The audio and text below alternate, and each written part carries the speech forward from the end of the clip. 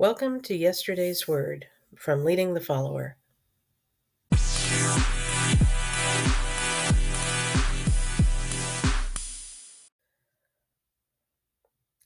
Hello, and welcome to today's edition of a new feature from Leading the Follower called Yesterday's Word. Our goal with this program is to give you a roadmap to the information being provided online about topics of interest. Some of the sources may be familiar to you, others not so much. Our goal with this program is to give you a few different perspectives on what is being reported and to help you find information that you might not necessarily stumble upon as you follow your daily routine. I'll be sharing snippets of interesting information with you that I've read or heard over the course of my day or my week. I'll provide links in the description so that you can read or hear the full story directly from the source. I think that's probably the best way for you to hear any news is to go directly to the source and listen for yourself and draw your own conclusions from what you see and hear. So, I'm hoping that this will be of value to you. If nothing else, it gives you a different take on the world's happenings and helps you to broaden your perspective on the issues that matter most. So, today we'll be talking about a few different things. First, what's going on at the World Economic Forum? Who knows? It has been at the top of the news for the past several days as speculation about its attendees has run a bit rampant in some circles. Um, it is usually the same players: Klaus Schwab, George Soros, Bill Gates, assorted representatives from other countries, just talking about different things. I'm not an expert in this subject area by any means, but the reports that I've heard regarding the topics that they're discussing at this gathering made me want to check into this a bit further. One of the best sources for information about what is happening there is a program that I watch called Redacted with Clayton and Natalie Morris. I generally watch their program while I work every Monday through Thursday at around 4 p.m. Eastern Time. It is available on YouTube or Rumble, and I have the link in the description so that you can hear the show. The link is also in the blog post if you are so inclined as to read the blog post over at Leading the Follower. Be sure to sign up for their newsletter, and I think you'll be pretty happy with it if you're someone that doesn't like a lot of convoluted fluff in your news. They put together a very nice newsletter and they send it out every morning pretty early so that you can kind of read through that and get an idea of what the big topics are for the day. So I fully recommend that to anyone as a good piece of information to get in the morning. Um, but the gist of what's happening at the World Economic Forum in Davos is that this group of leaders, not people we elected, but these are um, self-declared leaders. They are strategizing to put plans in motion to shape the world to fit their agenda. And their agenda is not one that necessarily supports the values of the majority, especially the conservative Christian majority.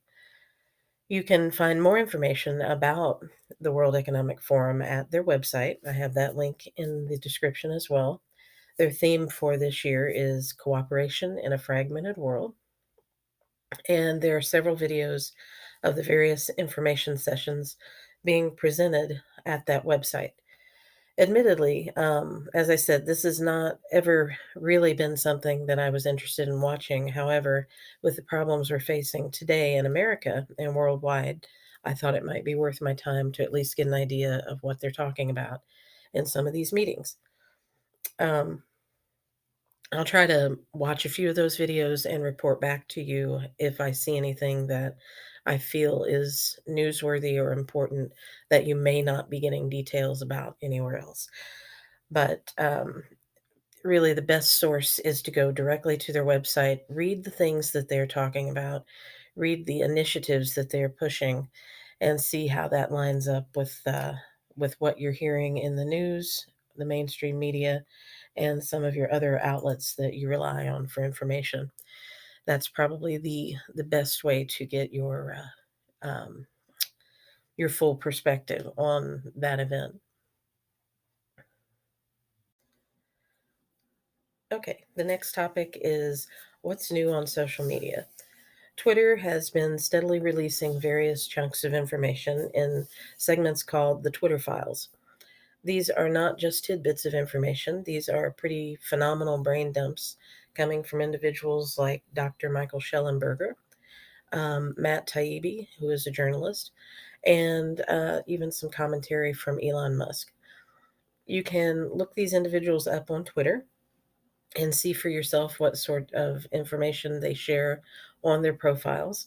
You can also see who else has been associated with some of these Twitter files, and see what kind of information they've been sharing. It's everything from um stuff about the inner workings of Twitter before Elon Musk took over and currently, to some of the improvements he's trying to make in the platform, and the issues there that impacted users' ability to communicate factual information on the platform. Um, Things such as suppression of important facts about COVID-19 and vaccine injury. And there's so much more that has been shared. It's really a lot of information to take in, but I think they have it mostly in threads that you can read the whole thing so that you don't have to go and look for each individual post. But I would encourage you to take a look at what has been shared because it's surprising to me that they would actually say it out loud. Um, these are things that we all kind of heard about in the underground media circles, but that they actually said it where more people could see what has been happening, and I'm very interested in the next thing that they're going to put out. So be sure to check out the Twitter files. I've included the Twitter handles for Schellenberger, Taibbi, and Elon Musk in the description. Next up is Papergate. I'm not actually sure if they've come up with a name for this mess or not, but we've been hearing quite a bit about a large number of classified documents that were found in Joe Biden's garage at his home in Delaware. My understanding, as they've released, is that what was found in that unsecured location were files that were not actually declassified and should not have been there. Um, some other details that have come out have been related to Biden's son, Hunter, paying close to $50,000 a month in rent to stay at this location. And according to a tweet from Charlie Kirk, whose handle is included in the description, um, and this is the same amount that was paid to the Bidens in relation to some family business dealings with a China energy company. It's, I believe, the same exact amount. So that is odd, to say the least. You can see the tweet at the link that I have provided, and you can draw your own conclusions. But for me, this certainly seems more like more than just a coincidence and not necessarily something that was just an error. Um, I'm not sure how long they're going to report on this. I actually wrote this a couple of days ago, and it seems like most of the buzz about this particular thing has worn off. I know that when documents were seized at Mar-a-Lago by the FBI, it was a much different matter, and it went on and on and on, and it seemed to be in the news forever. So my interest here is in, where's the balance in reporting? Because these are very similar situations. Granted, one may have had a little more than the other. Um, Looks to me like it's extremely unbalanced reporting, and it leans to the side of protecting someone who actually was not in the right. So, but I do encourage you to read um, other articles about this issue, this situation, other than what is being presented on mainstream media, because they will not tell you the full truth. That has just been shown time and time again.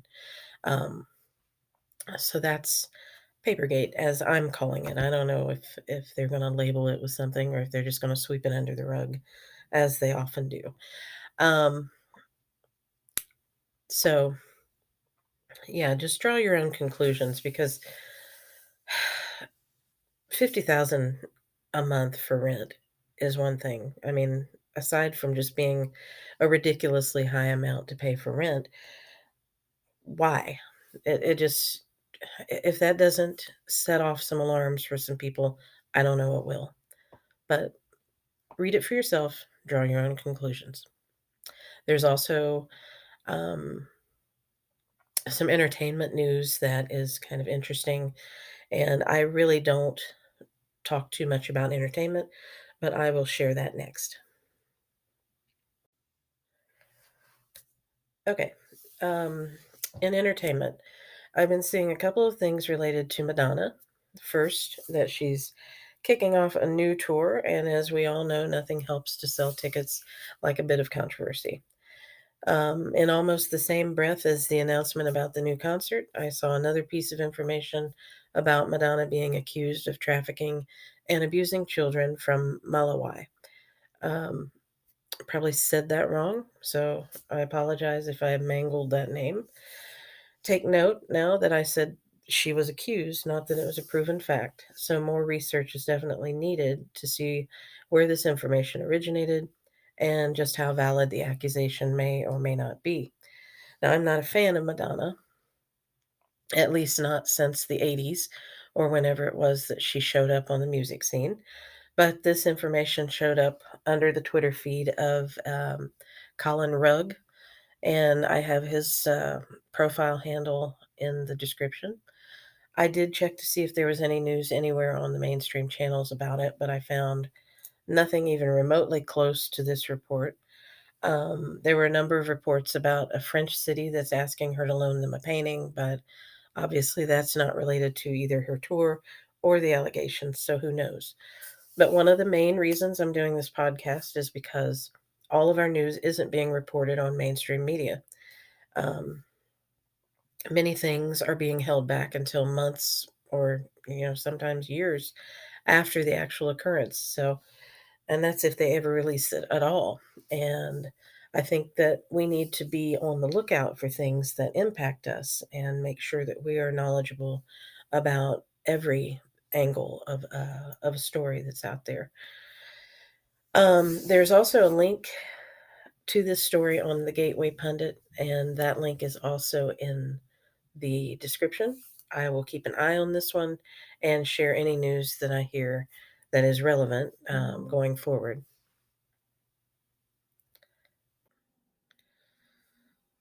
Okay, and for the last segment, I'm calling this What I Heard, because I wanted to share the interesting discussions that I hear on podcasts that I listen to throughout the day. Usually I'll listen to at least a couple throughout the day, throughout the week. On a daily basis, I generally am listening to several hours of podcasting while I'm working or doing other things. Just keeps my mind interested in everything. And one of the ones I listen to pretty regularly is Nino's Corner, and it is the podcast of professional boxer David Nino Rodriguez. I um, I enjoy a lot of the people that he has on there. He has a lot of regular guests that he talks to that, unless you have followed him for quite some time, you might not be as interested in what they have to say, because it's some of it is a lot of the same information. But for the sake of giving him the credit that's due, he definitely has some good guests on and does some really interesting interviews. The one I watched most recently was discussion between him and David Icke and Laura Eisenhower, and it was about the consciousness paradigms and the reincarnation trap. It was a very interesting topic and gave me a lot to think about. So if you have some time to listen, I would definitely jump over there. It is a paid subscription to hear the interviews that he does on Nino's Corner because he's not censoring himself over there. So there's a lot of things that he can't say on YouTube, and whatever he can't say there, he can say on his own channel. So he also has his show on YouTube several days throughout the week, and that's free. And it's interesting. He does a recap of some different things that are going on, things that have an impact on us that you may not have heard anywhere else. So it's definitely worth a listen. Another one that I listen to is ex Navy SEAL Michael Jaco. I tend to listen to him throughout the week to get his take on world happenings from a more spiritual perspective. Um, the show I listened to of his featured guests rapper Ozma Holiday and Patty Greer, and the discussion that they were having focused on the music industry's destruction of Black communities. This was also extremely interesting, and I would encourage you to listen to that one. That one's available on Rumble. So I have those links in the description, and I would encourage you to check out both of those guys. They put some interesting stuff on, and talk to some interesting personalities and try to give a little broader perspective as to some of the things that we're seeing, or maybe some of the things that we're not seeing that we should be paying attention to. So. Um, that's pretty much all of the podcasts I had a chance to listen to for the purpose of this show. Um, I usually listen to a variety of people throughout the week, and I will try to share more of that um, as we go forward. Okay, that's all the news that I have for this particular show. I will be looking for some interesting things to share with you on uh, the next episode. In the meantime, don't be afraid to look around and see what else is out there. I stopped listening to mainstream media news many years ago, and only in the past few years have I felt the need to venture out and find more information to explain all the craziness that I see around me. Um, I actually had wanted to be a journalist many, many years ago. In high school, I can remember this being the one thing that I really enjoyed doing was being a part of the school newspaper and getting out and interviewing people and trying to find um, a balance in what you know to be true in your own circles and what is going on with other people instead of just looking around and drawing your own conclusions based on your experience. It's nice to hear some other perspectives from time to time and just incorporate that in as you synthesize all of the things that are going on in the world. You don't have to agree with everything that's going on, but at least try to be as informed as possible so that you can draw conclusions that um, will help you in building your life in a way that positively impacts others and the world. So, um, you know, as I said, the mainstream media just it wasn't presenting anything close to what I thought I needed to know. A lot of fluff about things that didn't matter, and a lot of agendas and narratives that were meant to pull my attention away from the things that I needed to be paying attention to. So I had to dig a little deeper. Um, Anyway, I'll be listening to a lot of different things this week, and I'll be getting that all together to share here again in a few days. I hope that you were able to get some value out of what I've shared here, and that it at least um, helps you to seek out some other sources of information that you may not have thought to seek out before. I'll do my best to put all of the links that I have shared in the description for the podcast. I just want to say also, um, be sure to pray and ask for God's guidance and discernment in these issues as you read or listen to any news that's presented to you. That is the key to finding that balance. It's not only going out and gathering the information and listening and trying to compare what you're seeing from here to here. Um, it's applying God's word to that and knowing that um, you have God's truth to pull it all together and see what sticks and what really is logical and makes sense in the spiritual as well as the physical. Um, so definitely enjoy your day, and I want you to know also that this podcast was sponsored by Higher Ground Books and Media. Um, we love to tell the story is their tagline, and they are an independent publisher located in Springfield, Ohio. You can find out more about them and everything that they do at www.highergroundbooksandmedia.com. Again, have a great day and God bless.